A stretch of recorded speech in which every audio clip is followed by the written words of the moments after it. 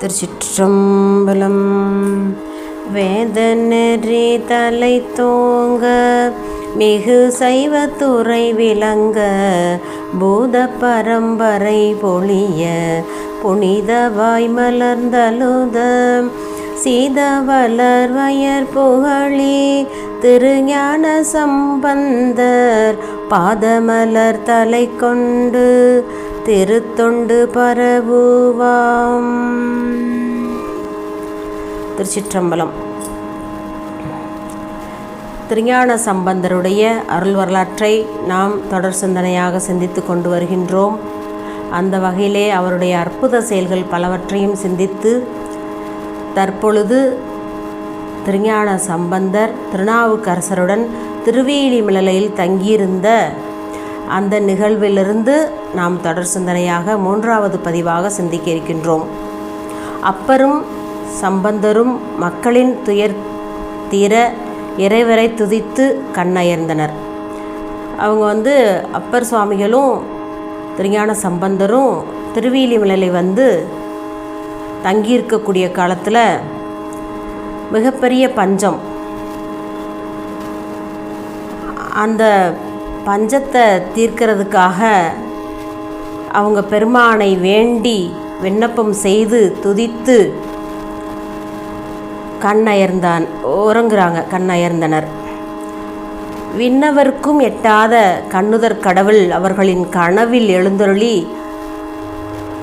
உலகியல்பினால் எய்திய கொடிய பசித்துன்பம் உங்களை அடையாது என்றாலும் உன்பால் சார்ந்துள்ள சிவநெறி தொண்டர்களது வருத்தத்தை மாற்றும் பொருட்டு நமது திருக்கோயிலின் கிழக்கும் மேற்கும் உள்ள அழகிய பலிபீடத்தில் நாள்தோறும் ஒவ்வொரு படிக்காசு தருவோம், பஞ்சம் தீருமறை அவ்வாறு அருள் புரிவோம் என்று திருவருள் புரிந்தார்.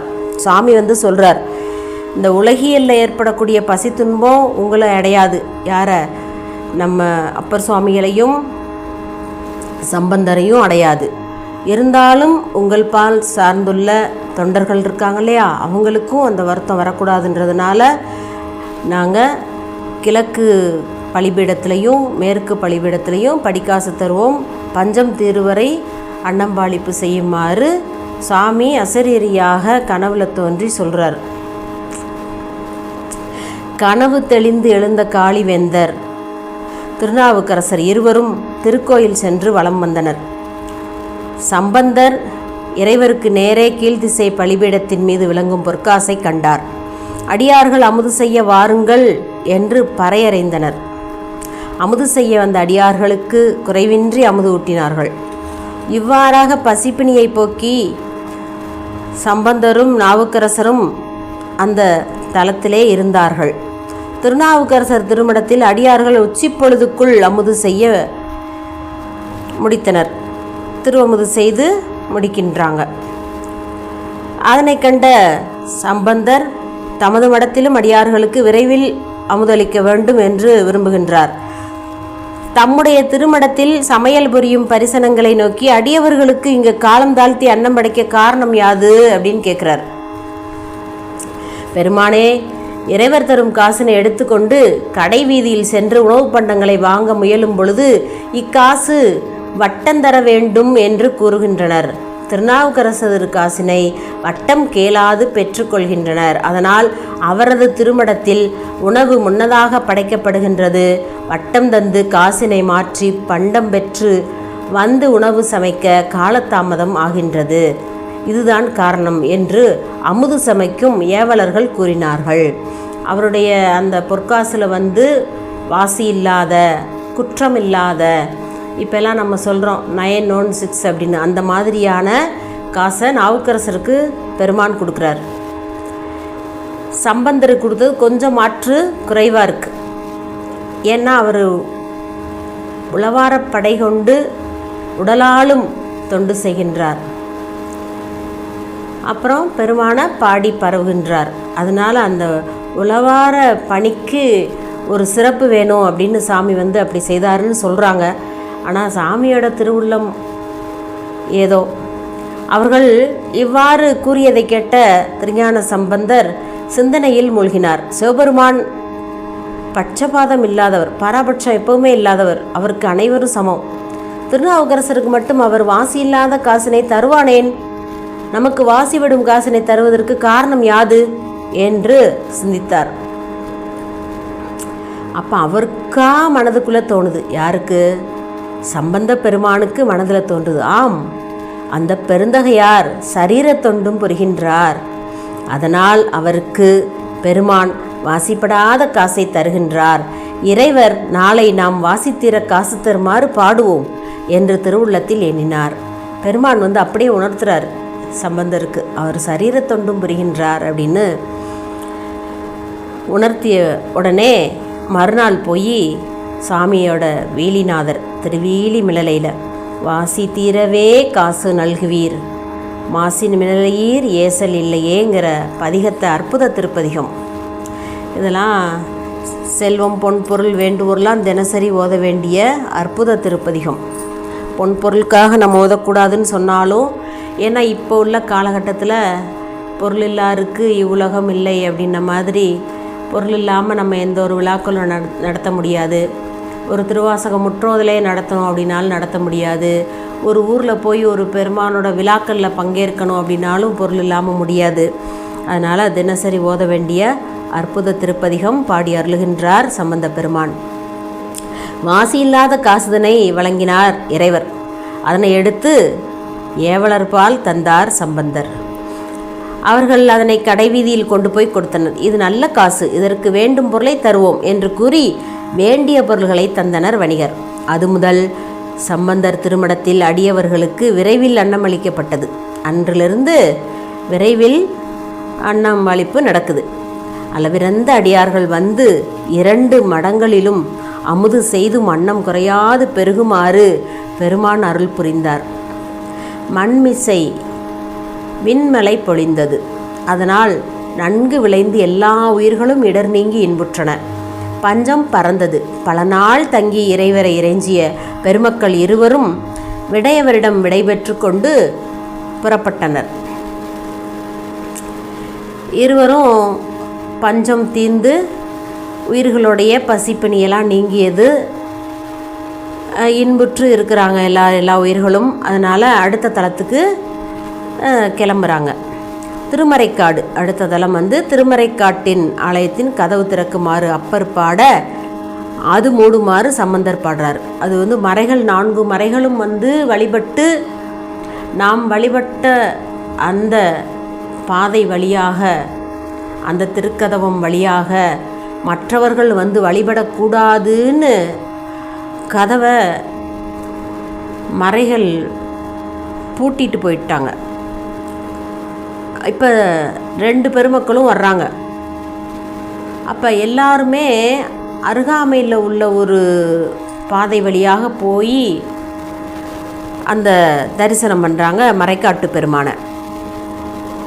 அப்போ அந்த 2 பெருமக்களும் சொல்கிறாங்க, நாமளும் அந்த மாதிரி போகக்கூடாது, நாம் இந்த நேரான பாதையில் போய் நம்ம பெருமானை வழிபட வேண்டும் அப்படின்னு சொல்லிட்டு சம்பந்த பெருமான் சொல்கிறாரு. அப்பர் சுவாமிகளை பார்த்து கதவு திறக்க பாடுங்கள்னு அப்பர் சுவாமிகள் கதவு திறக்கிறதுக்கு,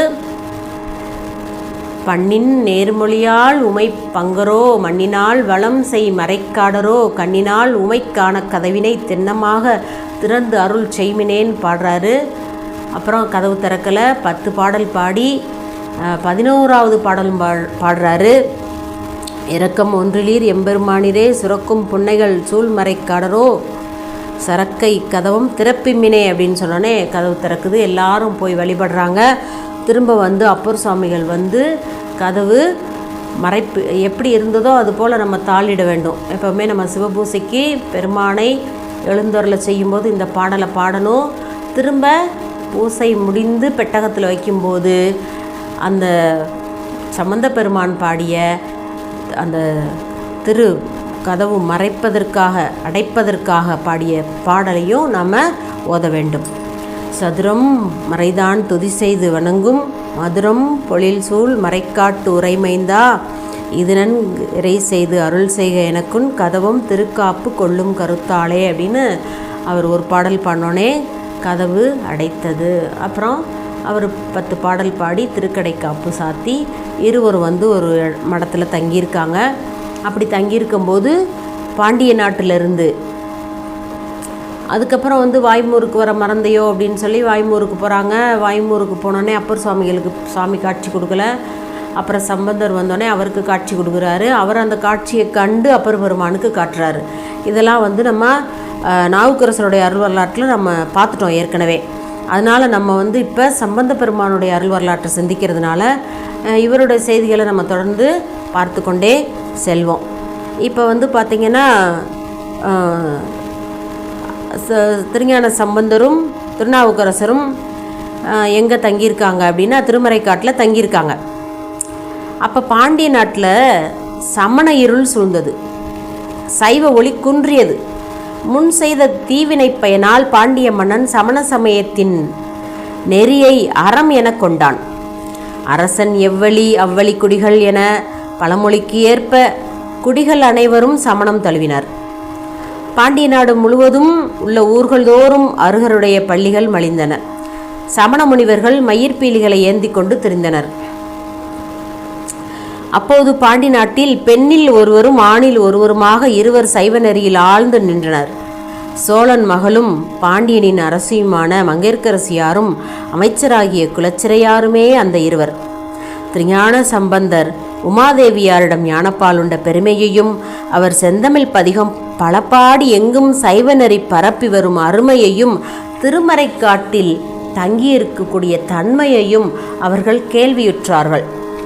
அவர்களின் சிந்தை கிளர்ந்தது, மகிழ்ச்சி வளர்ந்தது, கவலை தளர்ந்தது, முகம் மலர்ந்தது.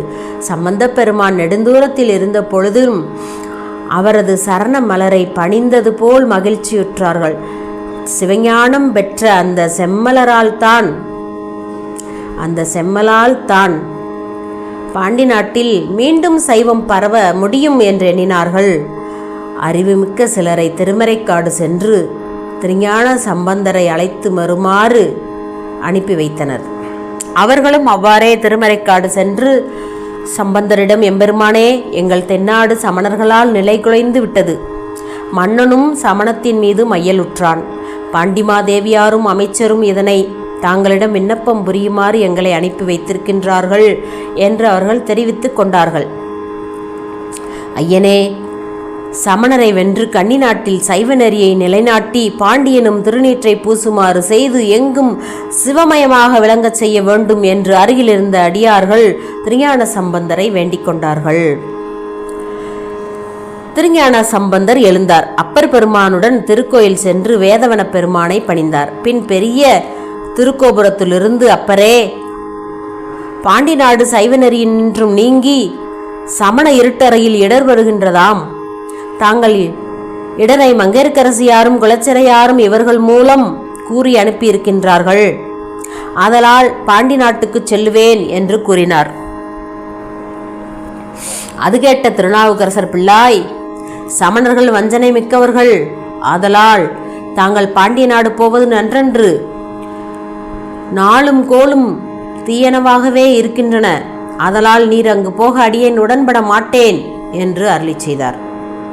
ஏன்னா அந்த சமணர்களால் பல துன்பம் அடைந்தவர் நம்மளுடைய அப்பர் சுவாமிகள். அனுபவப்பட்டு சொல்றார்.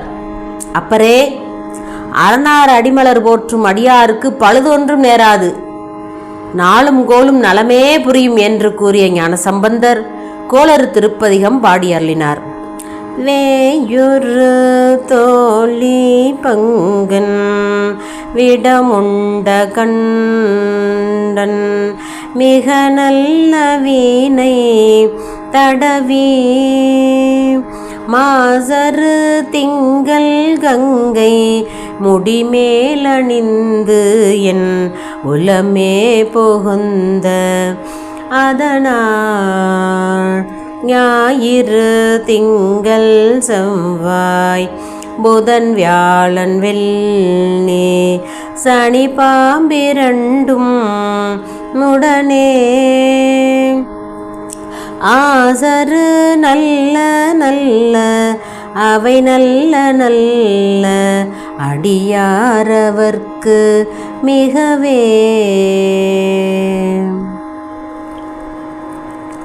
என்ற திருப்பதிகத்தை பாடியருளி திருஞான சம்பந்த பிள்ளையார் புறப்பட்டார்.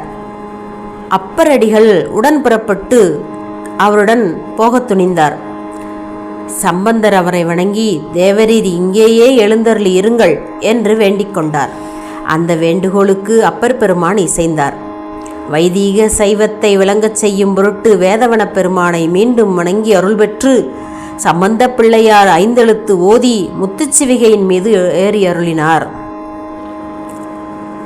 திருஞான சம்பந்தர் வருகின்ற போது பாண்டி நாட்டில் 80 குன்றுகளில் வாழும் சமணர்களுக்கு பல துன்னிமித்தங்கள், அதாவது கெட்ட சகுனங்கள் உண்டாயின.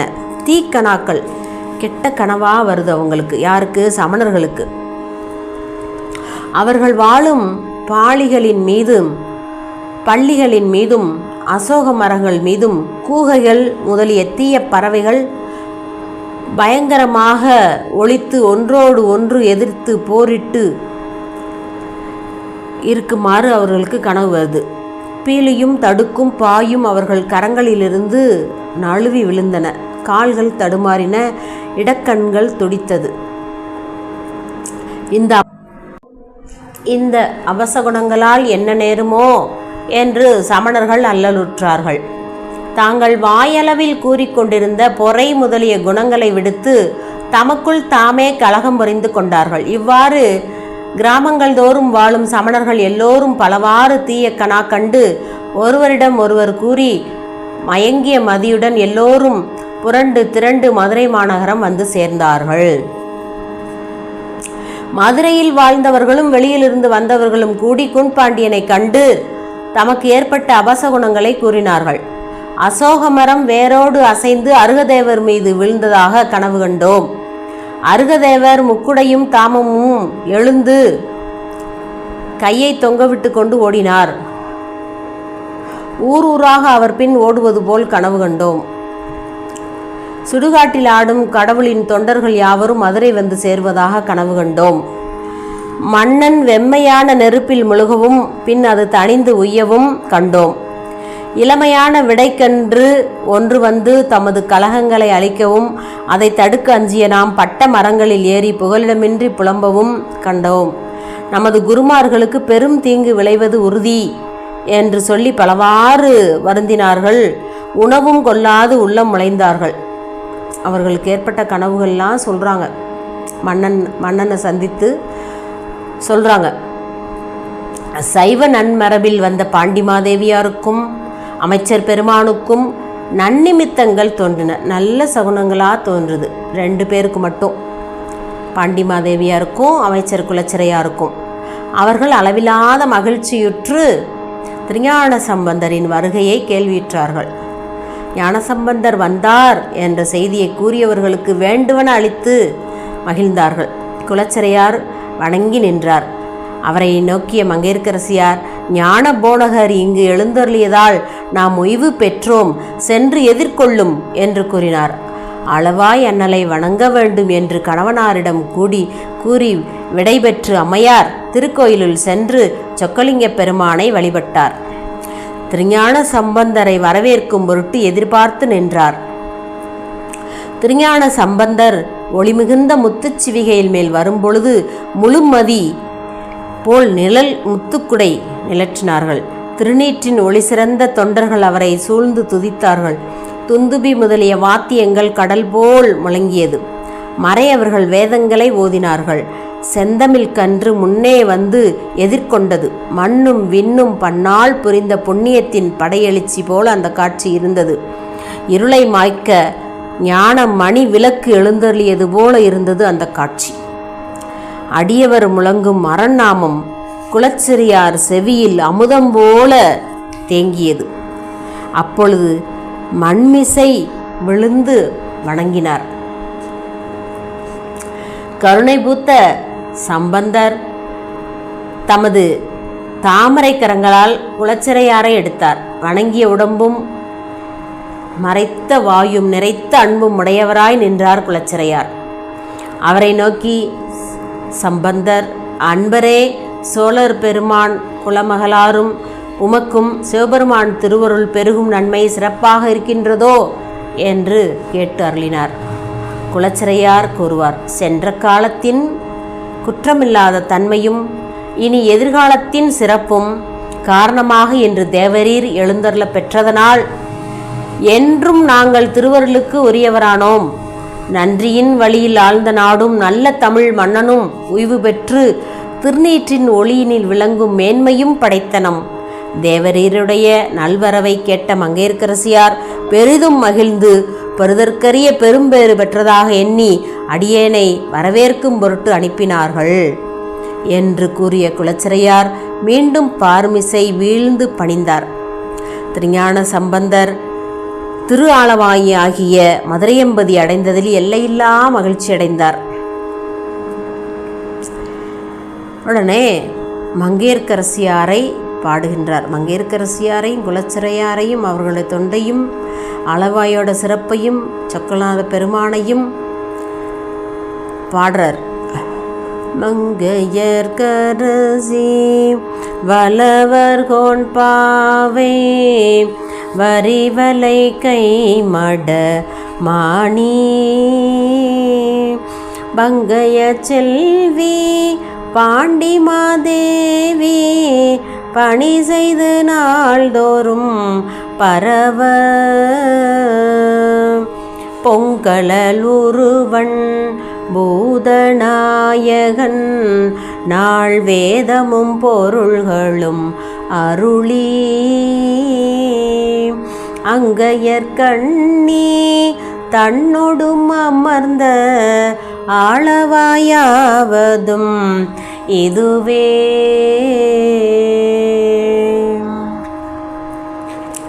திருஞான சம்பந்தர் திருக்கோபுரத்தை கண்டு தொழுது குலச்சிறையாருடன் திருக்கோயிலுள் சென்றார்.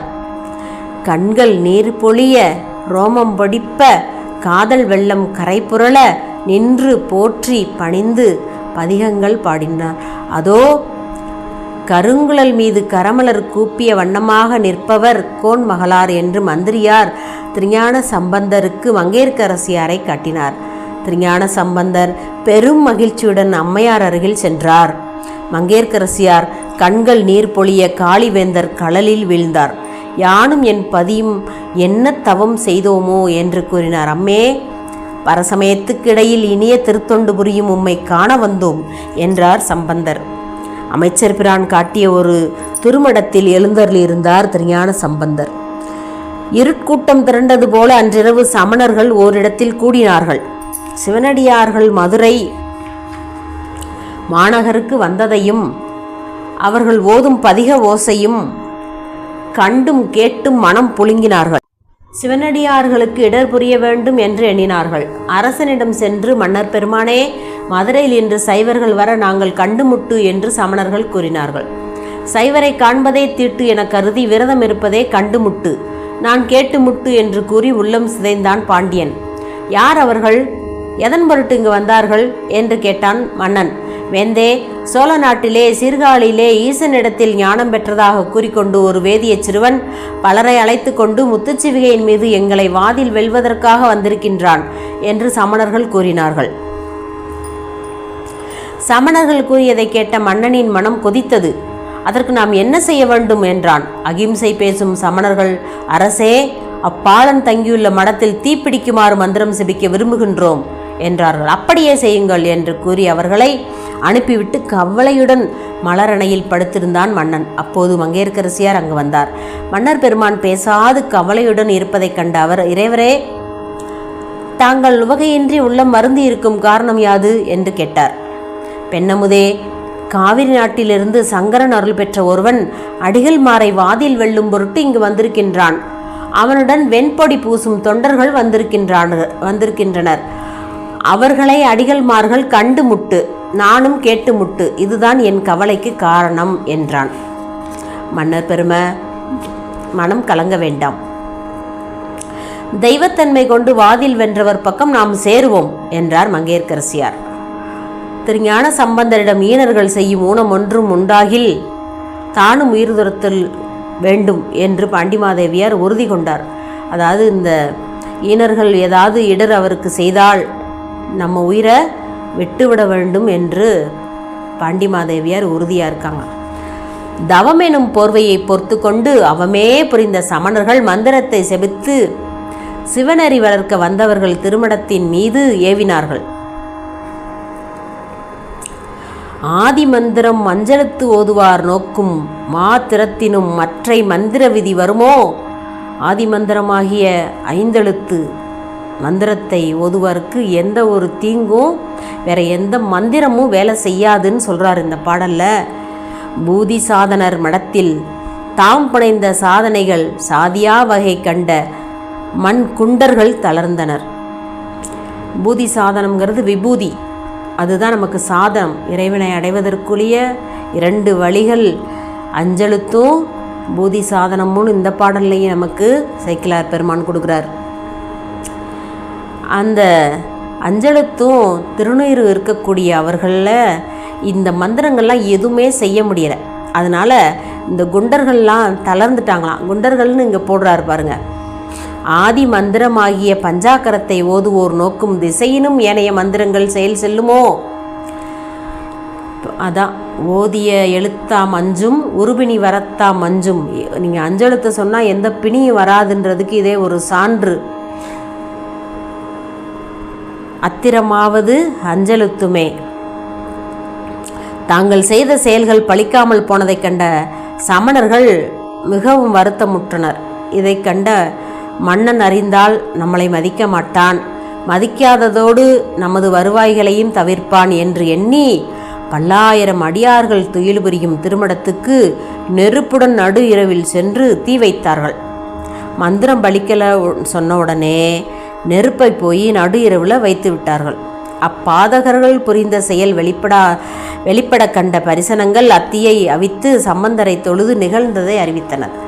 அடியார்கள் விழித்து பார்த்து அந்த நெருப்பை அணைத்து சம்பந்த பெருமான்கிட்ட போய் அந்த தகவலை சொல்கிறாங்க. திருஞான சம்பந்தர், மாதவர் துயிலும் திருமணத்துக்கு பாவிகள் பழுது செய்வதோ? மன்னவன் ஆட்சி முறையின் தவறே இதற்கு காரணம்.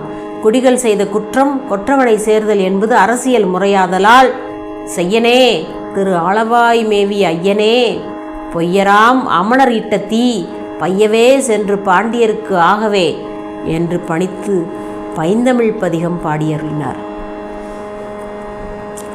செய்யனே திரு ஆளவாய் மேவிய ஐயனே அஞ்சேலென்றருள் செய்யனை பொய்யராம் அமணர் கொழுவும் சுடர் பையவே சென்று பாண்டியர்க்காகவே. இந்த பதிகத்தை பாடுறார். இந்த வெப்பமெல்லாம் போய் பாண்டியனை போய் பிடித்து கொள்ளணும்னு சொல்கிறார். மன்னனிடம் தீயின் வெம்மை சேர வேண்டும்னு திருஞான சம்பந்தர் பணித்தது அருள் நெறிக்கு ஒவ்வுமான்னு நம்ம கேட்போம். ஏன்னா இந்த மாதிரி கேள்விகள்லாம் நம்மளுக்கு தோணும், கேட்பாங்க. இவர்கள் மன்னனிடம் வெம்மை பைய செல்ல வேண்டும்னு எப்போவுமே நம்ம சம்பந்த பிள்ளையார் நம்ம அருளாளர்கள்லாம் கருணை தரத்தில் அவர்களை மிஞ்சியவர்கள் யாரும் கிடையாது. அதனால தான் பைய போக சொன்னார். அந்த வெப்பத்தை பையவே சென்று பாண்டியர்க்காகவே அப்படின்னு சொன்னார். ஒருவன் வேகமாக நடக்கும்போது மெல்ல போ அப்படின்னு சொல்லுவது போல ஆளுடை பிள்ளைகளும் சொல்கிறார். நம்மளுடைய ஆளுடை பிள்ளையார் என்ன சொல்கிறாரு? அவர் தங்கியிருந்த திருமணத்துக்கு தீயிட மன்னன் ஒப்பியதாள். அவன் தானே ஒப்புதல் கொடுக்குறான் மன்னன், நெருப்பு வைங்கன்னு சொல்லி. அவ்வாறு தீ வைத்தவுடன் அதற்கு இறைவனின் தண்டனையாக அல்லது இயற்கையின் விதி போலவே வெம்மையானது வெகு வேகமாக பாண்டியனை நோக்கி சென்றது. அந்த சமயத்தில் தாம் அருளாளரான சம்பந்த பிள்ளையார் வேகமாக அவனை வதைக்காதே மெல்லச் செல் என்று கட்டுப்படுத்தினார். எவ்வளவு கருணை பாருங்க! அவ்வளோ அடியார்கள், ஆயிரக்கணக்கான அடியார்கள் தங்கியிருக்கக்கூடிய மடத்துக்கு நெருப்பு வைத்து அதுக்கு சம்மதித்த அந்த அரசனுக்கு அந்த வெப்பம் வேகமாக செல்லும்போது கட்டுப்படுத்தி மெல்ல செல்னு தண்டனையை குறைக்கிறார். இறைவன் தரும் தண்டனை யாரும் முற்றிலும் மாற்ற முடியாது. ஆகையால் அதன் உக்கிரத்தை ஓரளவு தணிக்க முன்வந்தார் நம்முடைய கருணை தயாநிதி சம்பந்த பிள்ளையார். பாண்டிமாதேவியரது மங்கள நாணை பாதுகாக்கும் பொருட்டும் குலச்சிறையாரின் அன்பினை மதித்தும் அபராதம் செய்த அரசன் நல்லறிவு பெற்று சிவனரியை அடைய வேண்டியிருத்தலாலும் தீப்பிணியை பையவே சென்று பாண்டியர்க்காகவே என்று பணித்தருளினார். அந்த வெந்தலல் வெப்பு நோயாக சென்று மன்னனை பற்றி வெதுப்பியது. திருச்சிற்றம்பலம். இப்போ மன்னருக்கு வெப்பு நோய் வந்துவிட்டது. அடுத்து நம்ம தொடர்ந்த பதிவுகளை நாம் சிந்திக்க இருக்கோம்.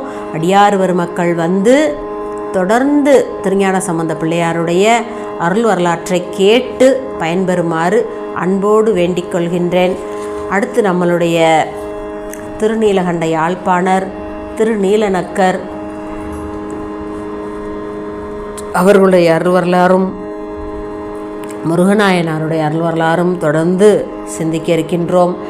இந்த நால்வரும் ஒரே நேரத்தில் ஒரே நாளில் வைகாசி மூலம் நன்னாளில் இறைவனை அடைந்ததனால் அவர்கள் நால்வருடைய அருள் வரலாற்றையும் சிந்தித்து அடுத்து நமக்கு ஆணி மகம் மாணிக்கவாசகருடைய குருபூசை திருநாள் வர இருப்பதால் அடுத்த சிந்தனையாக நாம் மாணிக்க வாசகரை பற்றி சிந்திக்க இருக்கின்றோம். அடியார் மக்கள் தொடர்ந்து நமது ஏகன் சேனலை கேட்டு ஓய்வு பெறுமாறு அன்போடு வேண்டிக் கொள்கின்றேன். திருச்சிற்றம்பலம்.